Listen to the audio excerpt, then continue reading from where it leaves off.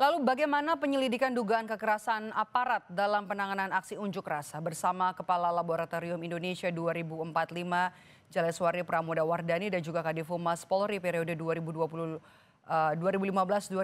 sekaligus mantan Kapolda Jawa Barat Irjen Purnawirawan Anton Carlian kita bahas petang hari ini. Selamat petang Mbak Dani, Pak Anton dengan Maidop.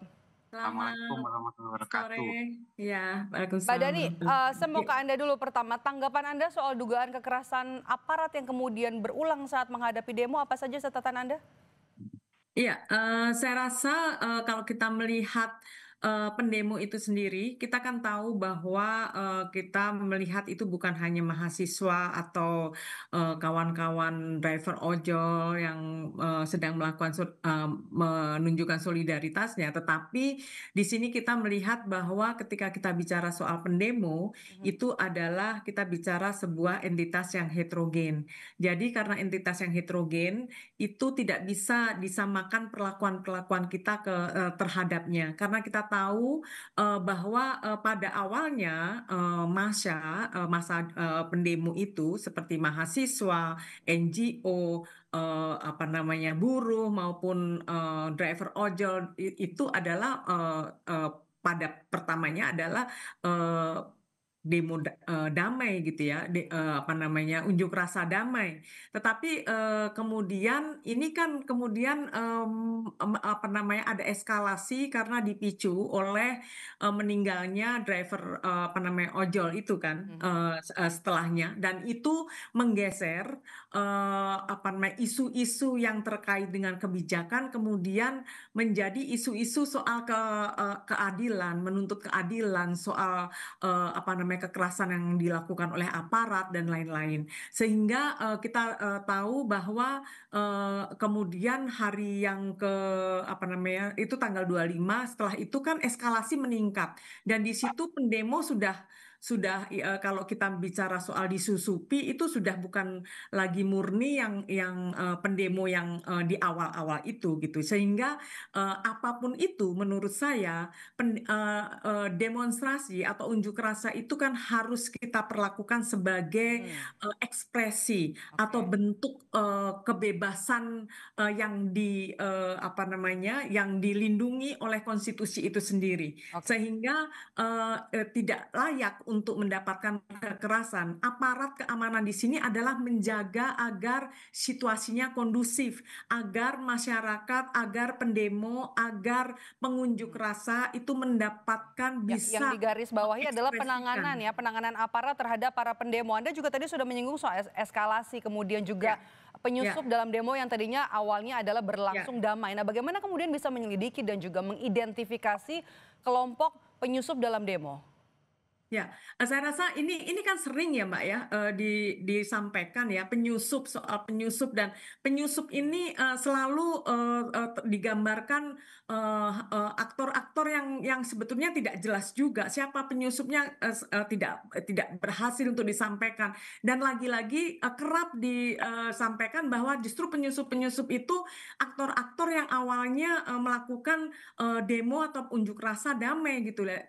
Seperti kita ketahui bahwa ada NGO yang ditangkap, ada mahasiswa yang dipukuli, dan kita tahu bahwa kalau tidak salah sampai hari ini ada 10 orang yang sudah tewas dalam aksi unjuk rasa ini. Oke. Sehingga kalau dalam jangka pendeknya ini pemerintah harus melakukan hal-hal yang secara tegas, cermat, tepat untuk dalam jangka pendek ini. Satu adalah secepat-cepatnya dibentuk tim Oke, baik. investigasi. Tim investigasi ini adalah untuk Oke, apa kita sudah namanya dapat. Oke, kita sudah dapat melakukan tahan di ya. situ, Mbak Dani. Saya mau ke Pak Anton. Pak Anton, menurut pengalaman Anda selama Anda berada di kepolisian, mengapa penyusup sulit untuk dideteksi penyusup yang ada dalam demo?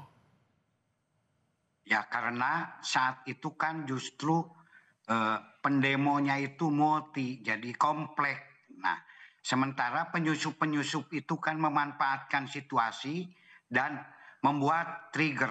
Di dalam salah satu teori demo, kita juga pernah jadi ya unjuk rasa menyampaikan aspirasi, ada yang disebut trigger. Nah, ketika trigger terjadi, ini situasi ini sudah berubah. Oke. Makanya asalnya kan situasi itu eskalasi itu dari mulai hijau, kuning itu masih dalmas dari Sabara. Nah, ketika eskalasi meningkat merah, makanya yang menangani adalah dari Brimob. Nah, ketika Brimob sudah ke depan, itu berarti eskalasi sudah merah dan sudah terjadi kekacauan-kekacauan. Nah, di mana di sini para penyusup itu sulit ditangkap karena tersebar banyak, dan salah satu bahwa ini walaupun pro dan kontra, tetapi saya berdasarkan pengalaman ini demo ini ditunggangi.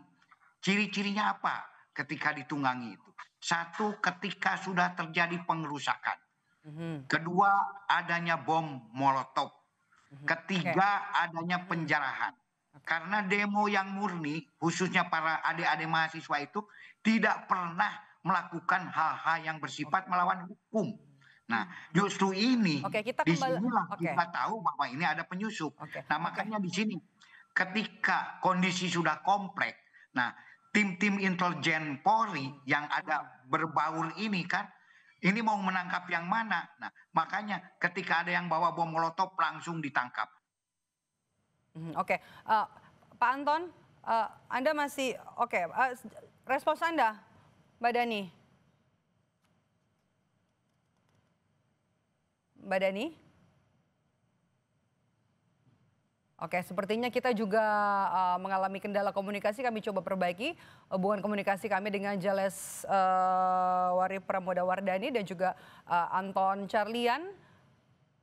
Usut tuntas dugaan kekerasan penanganan demo yang jadi topik kita kali ini. Demo yang tadi juga disebut sebelumnya juga berlangsung damai, kemudian disebut ada penyusup yang kemudian membuat demo yang terjadi di sejumlah daerah di tanah air pada tanggal 28 Agustus hingga awal September ini berujung ricuh.